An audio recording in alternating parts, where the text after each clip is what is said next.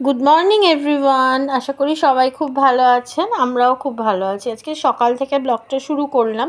আজকে ব্রেকফাস্ট দিয়েই শুরু করছি, কারণ সকালবেলা উঠে যা কিছু করার, আজকে একটু আর্লি সকালে ওঠা হয়েছে, কারণ আমার দুই মেয়েরই পড়া ছিল। 6:30টার সময় ওরা বেরিয়ে গেছিলো, তো ওরা ফিরে একটু হেভি কিছু ব্রেকফাস্ট করবে। দ্যাটস ওয়াই আমি আজকে পাস্তা করব, হোয়াইট সস পাস্তা। তো সেটাই ভাবলাম একটু শেয়ার করি। আর আজকে মোটামুটি সবটাই রান্নাবান্নার ওপরেই আছে, কারণ আমি যা যা আজকে রান্না করেছি সেগুলো সবকটাই ক্যাপচার করেছি, করে আপনাদের সাথে একটু শেয়ার করছি।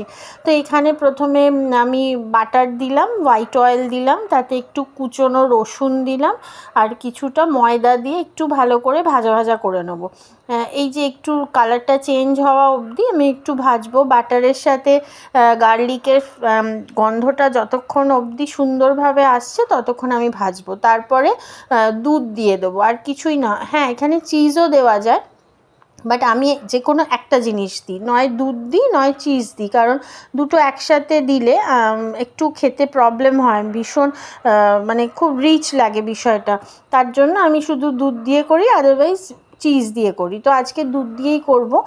আর পাস্তাটা আমি সেদ্ধ করে রেখেছিলাম, কিছুই না, ভীষণ ইজি মেথড এটা। উল্টে পাস্তা যেটা মশলা টশলা দিয়ে হয় সেটা একটু সময় লাগে, কারণ যে ভেজিটেবলগুলো থাকে সেগুলো বয়েল হওয়া অবধি ওয়েট করতে হয়, অনেক দেরি হয়ে যায়।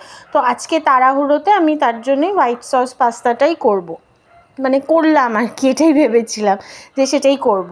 তো পাস্তাটা দিয়ে নুন দিয়ে দিলাম স্বাদ মতো, দেওয়ার পরে একটুখানি চিনি দেব, কারণ একটা নুনের থাকে, তো সেটার জন্য চিনি একটু দিতেই হয়।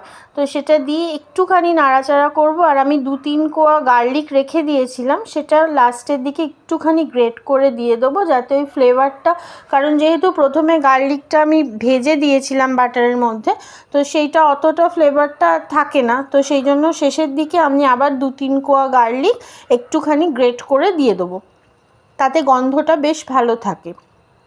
তারপর যথারীতি মিক্সড হার্বস, চিলি ফ্লেক্স যা কিছু দেওয়ার সেগুলো দিয়ে দেবো। চিলি ফ্লেক্সটা একটু কমই দিয়েছি, কারণ সকাল থেকে মোটামুটি না খেয়েই ওরা জাস্ট বিস্কিট খেয়ে পড়তে গেছিলো, তার জন্য ঝাল বেশি দেবো না। আর একটু সুইট কর্ন দিয়ে দিলাম। মাশরুম থাকলে মাশরুমটাও দিই, বাট আজকে আমার মাশরুমটা নেই। অনেক সময় চিকেন বয়েল করেও দেওয়া যায়, একটু শ্রেডেডলি চিকেনটাকে এর মধ্যে দিয়ে দিলে ভালোই লাগবে, কিছুই অসুবিধা হবে না, যেহেতু গার্লিক থাকে চিকেনের আলাদা। হ্যাঁ, চিকেনটা যখন বয়েল করা হবে তখন একটু গার্লিক দিয়ে, একটু গোলমরিচ দিয়ে, পেঁয়াজটাকে একটু বড় বড় করে কেটে বয়েল করলে তাহলে আর কোনো প্রবলেম থাকে না। তো সেই রকমভাবে করলে দিয়ে দেওয়া যায়। তো হয়ে গেছে। আমি খুব তাড়াহুড়ো করে ওদের ব্রেকফাস্টটা প্রিপেয়ার করে নিয়েছি, তো ওদেরকে আগে দিয়ে দেবো, তারপরে আমরা খাবো। তো সেই কারণে খুব তাড়াতাড়ি পাস্তাটা আগে নামিয়েই ওদেরকে দিচ্ছি। তো ব্রেকফাস্টে প্রথম যেটা তাড়াহুড়ো থাকে ওদের দুজনকে খাওয়ানো, তো সেটা দিয়ে দিলাম। এবার রান্নায় আসবো। রান্নায় আজকে চিকেন করব আর মাছ করব। তো চিকেনটা আমি বার করে রেখে দিয়েছি, বেশ অনেকক্ষণ ডিফ্রস্ট হবে তারপরে করা যাবে, সেই হিসেবে একটু দেরি হয়ে গেছে। তো যাই হোক, সর্ষের তেল যা হোক, চিকেন তো আমার রেগুলার বেসিসে চলে, এটার আলাদা করে কিছু শেয়ার করার থাকে না আমার, কারণ প্রতিদিন আমার বাড়ি চিকেন হয়। মাছটা হয় আমার জন্য, বিকজ আমি চিকেন খাই না, মানে এত হয় প্রতিদিন চিকেন খেতে খেতে আমার ভালো লাগে না। আর আমি একটু মাটন লাভার, বলতে দ্বিধা নেই, আমার ভীষণ ভালোবাসার জায়গাটা মাটন, বাট মাটন তো রোজ খাওয়া যায় না, মাসে একবার খাওয়ার চেষ্টা করি। তো সেই কারণে মাছটাই করব। চিকেনটা হয়ে গেলে তারপর মাছ করব। তো এখানে চিকেনটা যখন আমি পেঁয়াজটা ভাজবো তখনই না চিকেনগুলো দিয়ে পেঁয়াজের সাথে একটু ভেজে নেব। হ্যাঁ, অবশ্যই প্রেশারে কুক হবে, তো সেই কারণে প্রথমে একটু পেঁয়াজের সাথে ভালো করে ভেজে নিলে মশলার গন্ধটা চিকেনের মধ্যে খুব ভালোভাবে ঢুকে যাবে। তারপরে যা কিছু দেওয়ার সেগুলো দেবো, যেমন টমেটো আর আদা রসুনটা আমি একসাথে বেটে রেখেছিলাম, আর আলুটা এই চিকেনের সাথেই ভালো করে ভাজবো। সব মশলা টশলা দিয়ে চিকেনটাকে অনেকক্ষণই প্রায় বলা যায় আমি প্যানটার মধ্যে কুক করব, করার পরে আমি প্রেশারে দেব। হ্যাঁ, 1-2 সিটি না দিলে হয় না, কারণ চিকেনটা একটু নরম না হলে এরা কেউই খুব একটা খেতে পারে না, তো তার জন্য আমাকে প্রেশারে দিতেই হবে। আদারওয়াইজ চিকেন অত সময় লাগে না, কড়াইতেই হয়ে যায়। কিন্তু হ্যাঁ, আমারও তাড়াতাড়ি হয়ে যাবে। যেহেতু ওর অফিস আছে, ওকেও দিতে হবে প্রিপেয়ার করে। তো আমি মশলা টশলা ভালো করে কষিয়ে নিয়ে একটু রেখে তারপরে প্রেশারে দিয়ে দেবো। যতক্ষণ না মশলা দিয়ে একটু তেলটা ছাড়ে, হ্যাঁ খুবই কম তেলেই বলা যায়, এতটা চিকেন করছি। ননস্টিক প্যান বলে মনে হচ্ছিলো অনেকটা, বাট আমি অল্পই তেল দিয়েছিলাম। তো এই মশলা, আদা রসুন টমেটো বাটাটাও দিয়ে দিলাম, দিয়ে একটু ভালো মতো কষা কষা হবে। যতক্ষণ না হচ্ছে ততক্ষণ একটু রাখতে হবে।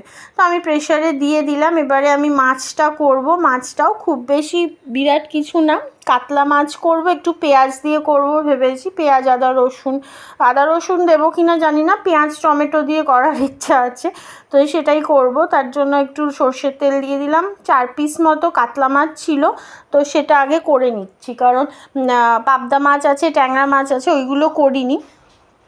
এইটা শেষ হলে তারপরে ওইগুলো করব। চিংড়ি মাছও রয়েছে, তো ওইগুলো থাক, আজকে কাতলা মাছটাই করি। তাড়াহুড়োতে ছোটো মাছ খাওয়ার মতো সময় হয়ও না, তো সেই কারণে কাতলা মাছটা ভেজে তুলে রেখেছি। রাখার পরে এবারে আমি পেঁয়াজটা টমেটোটা দিয়ে দেবো, দিয়ে আর কিছুই না, জাস্ট নাড়ানাড়ি, আর তার মধ্যে হলুদ লঙ্কা গুঁড়ো, ব্যাস এই দিয়ে মিশিয়ে রান্না করা। ওই আর কি, আমার বললাম না সব রকম পাগলামিগুলোই আমি আপনাদের সাথে শেয়ার করছি, তো সেই রকমই বিষয়। রোজের রান্না বান্না এগুলোই আমার মেন থাকে। একটু রান্নার বহর হয়, তবে আজকে খুব একটা সময় পাইনি। আমার বাড়িতে রান্নাটা অনেক রকমভাবে করতে হয়, আমি করি, রাদার আমি নিজেও ভালোবাসি খেতে, খুব সত্যি কথা। তার জন্য আমি নানা রকম জিনিস করি, যেমন আজকেই চিকেন করেছি। চিকেন দিয়েই হয়ে যেত, বাট আমার হবে না, তার জন্য আমি আলাদা করে মাছ করেছি, তো সেটা দিয়ে আমাকে খেতে হবে। তো এই আজকে মোটামুটি রান্না। এই যে এখানে বোগো আর বিঙ্গোর ভাত রেডি করে রেখেছি, ঠান্ডা হতে রেখেছি, 2 মহারাজের। আর এদিকে আমাদের রান্না, এখানে চিকেন ঢেলে রাখলাম, আর এখানে মাছটা এরকম কষা কষা হয়েছে। আর ওদিকে ভাতটা রেখেছি, ভাতটা টেবিলে আনিনি। আর প্রেশার কুকারটা যেহেতু এখানে আছে, বোগো বিঙ্গোর ভাতের প্রেশার, এটার মধ্যে ওদেরটা করে নিয়ে আমি ওই খিচুড়ি টাইপের করি, আলু দিয়ে, ডাল চাল সব একসাথে, মাংস দিয়ে। তো তারপরে চলে এসেছি ইভিনিংয়ে, খাওয়া দাওয়া করে একটু রেস্ট নিয়ে উঠেই আবার ঘর পরিষ্কারের কাজে লেগে যাই। তো এই যে আজকে প্রচুর ঘরদোর পরিষ্কার করেছি, করার পরে মনে হলো না অত ডিটেল তো কিছু ধুলো মাখা অবস্থায় তো দেখানো সম্ভব না, তো আমি আজকে এইরকম ঝাড়াঝাড়ি করেছি, এটা রেকর্ড করে রাখা দরকার। তো এগুলো আমাকে রোজই করতে হয়, একদমই না রেকর্ড করার মতো বিষয় না, 2 দিন অন্তরই করতে হয়। কারণ বোগো বিঙ্গোর যেহেতু ফাড়ি ডগ, সেই হিসেবে নোংরা ধুলোটা খুবই থাকে, চারদিকে লোম থাকে, সেইগুলো ভ্যাকুম ক্লিন করতে হয়, চাদর পাল্টাতে হয়, কারণ বোগো বিছানায় হিসি করে দেয় মাঝে মধ্যেই। বিঙ্গো এখন আর করে না, বিঙ্গোর অনেক শান্ত হয়ে গেছে সেই ব্যাপারগুলো। আমার ঘর, মেয়ের ঘর সব আলাদা করে পরিষ্কার করে, মেয়ে পড়তে বসে গেছিলো, তারপর একটু রাফলি পরিষ্কার করে দিয়েছি, কিন্তু ডিপ ক্লিন হয়নি সেইভাবে। আলমারি মোছা হয়নি, মানে এইটা আমার রোজই হয়, বিকেলের দিকে হয়। তারপর গাটা ধুয়ে আমি কাজ সেরে একটু চাটা খাই, মানে ওই টাইমটা একটু আমি ফ্রি থাকি। তারপরে আবার ডিনারের তোড়জোড়। তবে হ্যাঁ, আজকে ডিনারের তোড়জোড় সেরকম ছিল না, তার জন্য আজকে এই সময়টা একটু পেয়েছি, সেই জন্য ঝাড়াঝাড়ি পরিষ্কার সব করেছি। ব্রিবোর বই খাতা যথারীতি বিছানায় পড়ে রয়েছে, সেগুলো তোলা হয়নি, সেইগুলো রয়েছে। Good evening. সকাল থেকে রান্না বান্না যাবতীয় কাজ সব শেয়ার করেছি, কিন্তু আমি একবারও কথা বলতে আসতে পারিনি। ওই যা হয় সকাল থেকে বিকেল অবধি, মানে আমার লাঞ্চ টাইমটা তো বিকেল। আমার যারা পুরনো ভিউয়ার্স আছে তারা জানে কটায় আমি লাঞ্চ করি, তো ততক্ষণ অবধি আমি একবারও সময় পাই না ক্যামেরার সামনে আসার।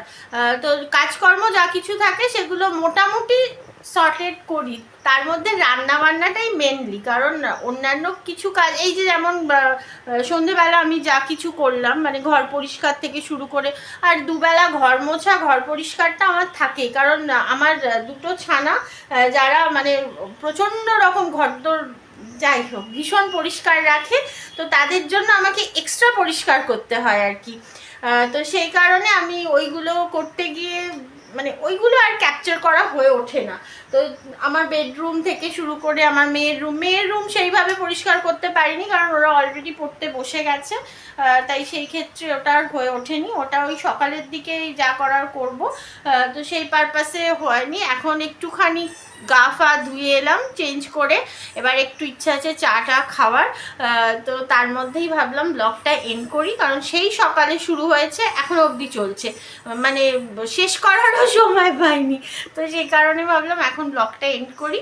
লাইটটা প্রবলেম হচ্ছে, আমি না বুঝতে পারি না এই রুমের লাইটটা, এই টিউবটা জ্বালবো না এইটা জ্বালবো না এই মাথায় জ্বালবো বুঝতে পারি না। এখন ওই ক্যামেরার লাইট প্রবলেমটা আমার ভীষণ হয়। যাই হোক, সেরকম কিছু ব্যাপার না, আমি তো একবারে বিরাট কিছু। তো এখানেই শেষ করছি, আর দেখা হচ্ছে আবার অবশ্যই নেক্সট ব্লগে। কারণ জানি না নেক্সট ব্লগটা আবার কতদিনে শ্যুট করব বা কবে হবে, কারণ অলরেডি 2 দিন হয়ে গেছে আমি ব্লগ আপলোড করেছি। তো তার মধ্যে মানে এত সময় পাই আমি যে আমার রেগুলারাইজ বিষয়টাই কোথা থেকে যেন হাওয়া হয়ে যাচ্ছে। তো যাই হোক, তবুও করব, এটাই বলতে পারি। সে 2 দিন অন্তর, 3 দিন অন্তর, 4 দিন অন্তর, যতদিন অন্তরই হোক আমি ব্লগ আপলোড করব। এত ঘেমে নে স্নান করে যেভাবেই হোক আমি শ্যুট করব, রান্নাবান্না দেখাবো আপনাদেরকে বোর করে দেবো, তবুও করব, এটাই বলতে পারি। হ্যাঁ, একটা কথা ভালো লাগা তো আছেই, এই যে সারাদিন পরে আপনাদের সাথে একটু কথা বলতে পারছি, একটু নিজের সব কিছু শেয়ার করলাম, কি রান্না বান্না করলাম, কোথাও একটা কাজের, ওই যে প্যাক প্যাক করে যাচ্ছে আমার বউ, কোথাও একটা কাজের কি বলবো মূল্যায়ন হলো। খুব ভালো বাংলায় যদি আমি বলি, খুব ভালো, মানে ভীষণভাবে ভালো লাগবে শুনতে যে আমার কাজের একটা মূল্যায়ন হলো, যে হ্যাঁ আমি আপনাদের সাথে শেয়ার করলাম, আমি হাবি জাবি কি রান্না করছি না করছি সবই আপনাদের সাথে আমি শেয়ার করছি, এইটাই আমার একটা ভালো লাগার দিক। আর নিজেকে একটু দেখছি, এই ঘর গুছিয়েছি, ঘর গোছাচ্ছি, পরিষ্কার করছি, সারাদিন যা যা কাজ করে যাচ্ছি সেগুলো কোথাও একটা আপনাদের সাথে আমি শেয়ার করছি। এই সন্ধেবেলা এত সুন্দর বিছানা ঘর পরিষ্কার করা, রোজের রোজ এটা কাজ আমার, মানে 2 দিন ছাড়াই আমাকে এটা করতে হয়, কারণ ওই যে বললাম আমার 2 ছানা বিছানায় উঠে যা কাণ্ড করে, তো সেটা আর বলার মধ্যে পড়ে না। তো যার জন্য আমাকে 2 দিন ছাড়াই চাদর বালিশের কভার সব কিছু চেঞ্জ করতেই হয়। তো সেইগুলো করা, সব কিছু পরিষ্কার পরিচ্ছন্ন রাখা, কোথাও একটা আপনাদের সাথে শেয়ার করা, ভীষণ একটা ভালো লাগা কাজ করে। তো এই হাসতে হাসতে এত সুন্দরভাবে ব্লগটা এন্ড করাটাই আমার কাছে একটা দারুণ কিছু পাওয়া। তো সেই পাওয়াটা নিয়েই আবার নিশ্চয়ই নেক্সট ডে আসছি।